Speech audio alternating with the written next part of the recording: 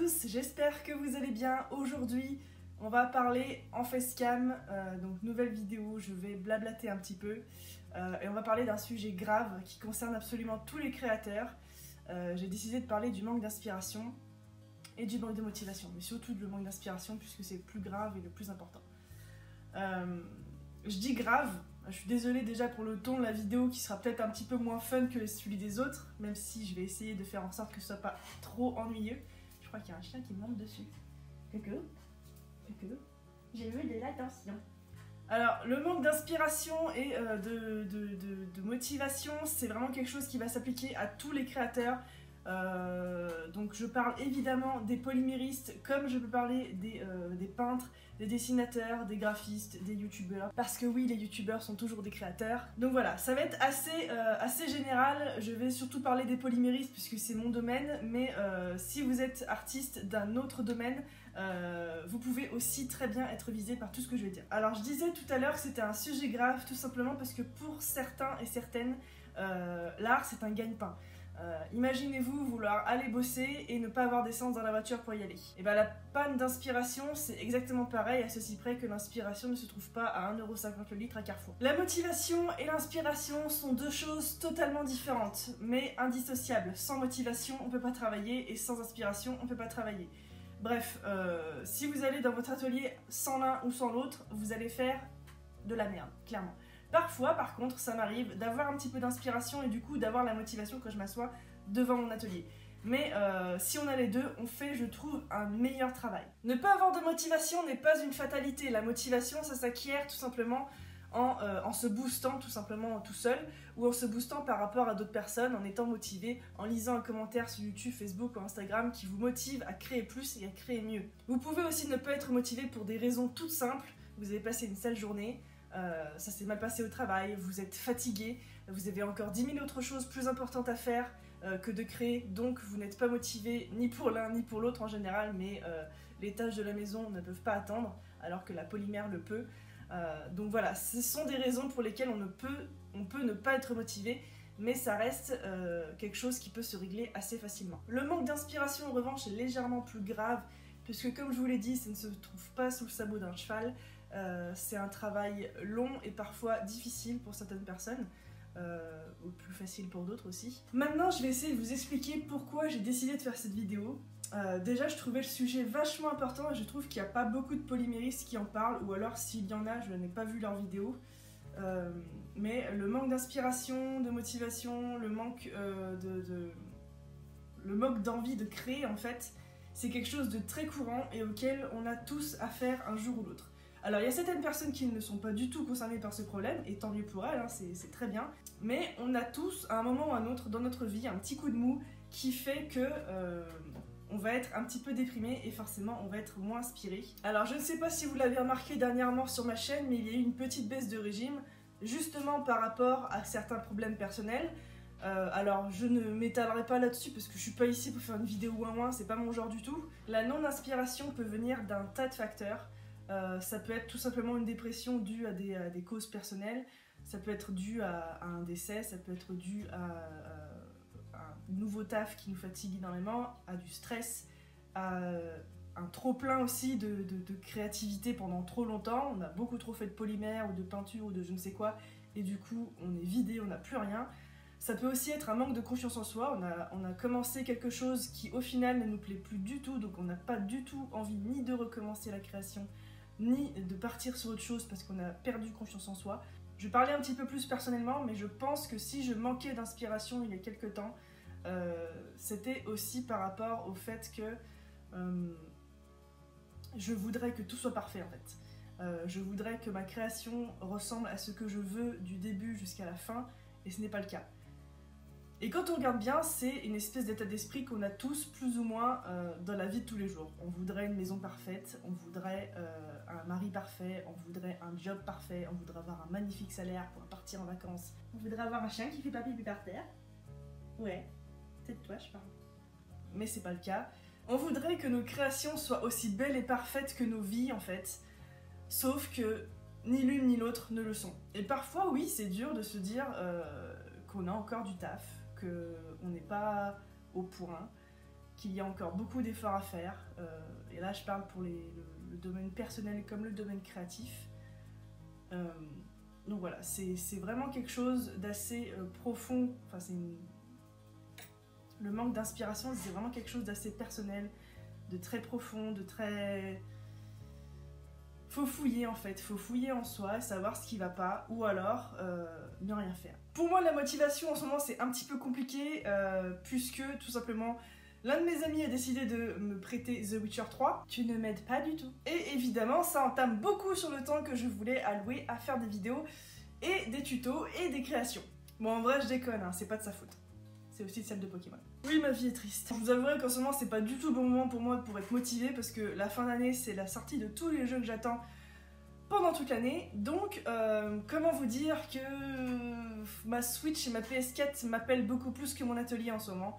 Je suis très proche de ces deux personnes. Bref, c'est pas le sujet. En gros, je pense que la motivation a deux facteurs. Le temps que vous voulez allouer à votre activité et la fatigue.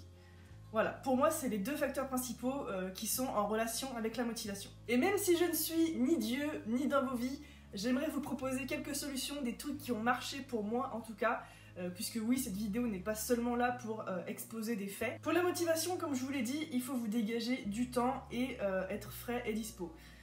Tout simplement, ça va commencer par un petit nettoyage, un petit rangeage de l'atelier. Moi, c'est ce que je fais en tout cas pour commencer à me motiver. Je range, je nettoie mes outils. Je nettoie mon plan de travail et ensuite je m'assois devant et je vois ce qui vient. Si l'inspiration est là, tant mieux. Si elle n'est pas là, j'abandonne direct parce qu'en général, si on n'a que la motivation, ça donne rien. Pour l'inspi maintenant, c'est beaucoup plus dur. Comme je vous l'ai dit, c'est un processus tout à fait banal de notre cerveau de se mettre en panne parfois pour mieux revenir plus tard. Et le premier conseil que je peux vous donner, c'est de ne rien faire. Ça peut paraître bête, mais ne rien faire parfois, ça vous permet de faire une pause, de voir ce qui vous plaît, ce qui ne vous plaît pas, ou tout simplement de vous déconnecter de votre art fétiche et de pouvoir du coup souffler un petit peu.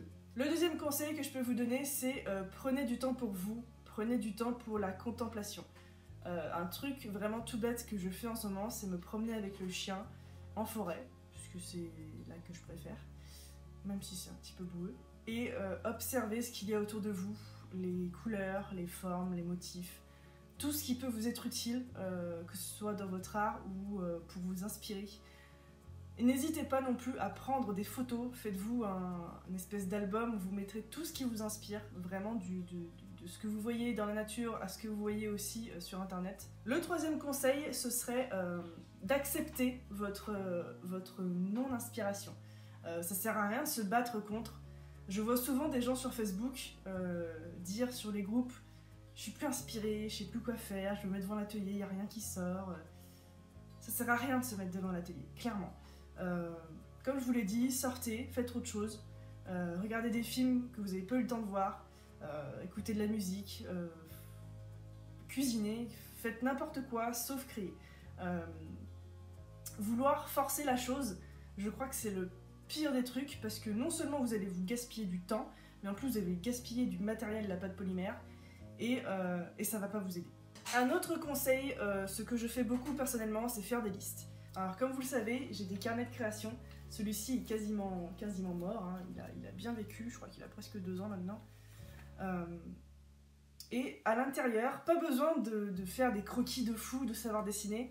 Vous faites juste un tout petit croquis de votre idée avec 4 ou 5 lignes qui le décrivent à côté pour pouvoir le garder pour plus tard.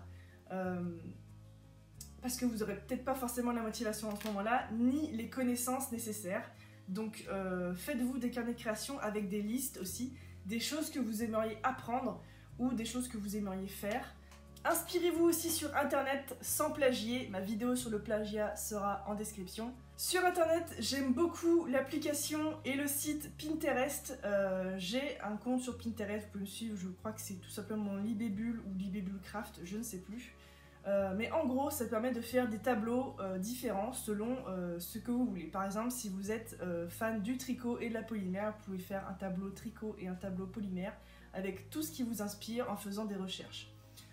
C'est tout bête, ça paraît tout bête comme ça, mais j'en ai personnellement pour, par exemple, des mélanges de couleurs, puisque j'arrive pas bien à sortir du bleu, vous me connaissez, j'adore le bleu, etc. Donc je me fais des tableaux de mélange de couleurs, ça m'inspire beaucoup pour les prochaines créations. Vous voyez que je fais des trucs qui sont de plus en plus en dehors de ma zone de confort de couleurs. Et j'en ai aussi par exemple pour la pâte de métal, pour m'inspirer pour faire des futurs peut-être bijoux en pâte de métal le jour où j'aurai le temps. J'en ai aussi des tableaux un peu plus privés avec des idées de forme, des idées de montage. Voilà, c'est quelque chose que j'aime beaucoup, même si je sais que la plateforme ne plaît pas à toutes les créatrices.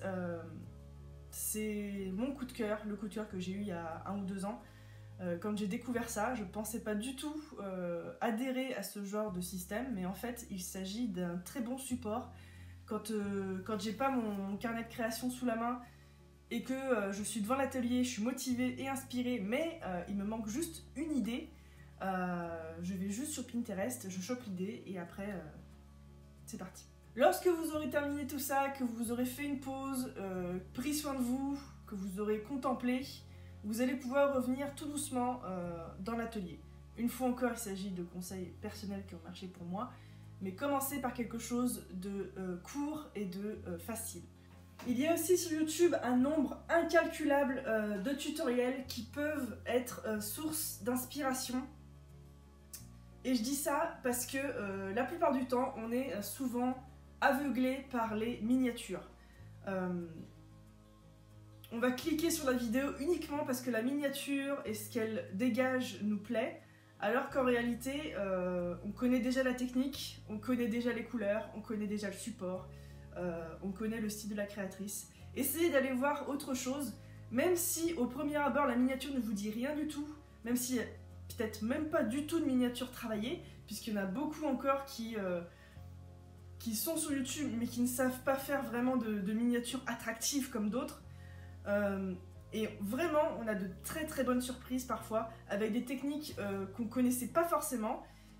Et du coup, ça peut amener à quelque chose de vraiment nouveau. Une fois encore, je ne suis ni psychologue ni dans vos têtes.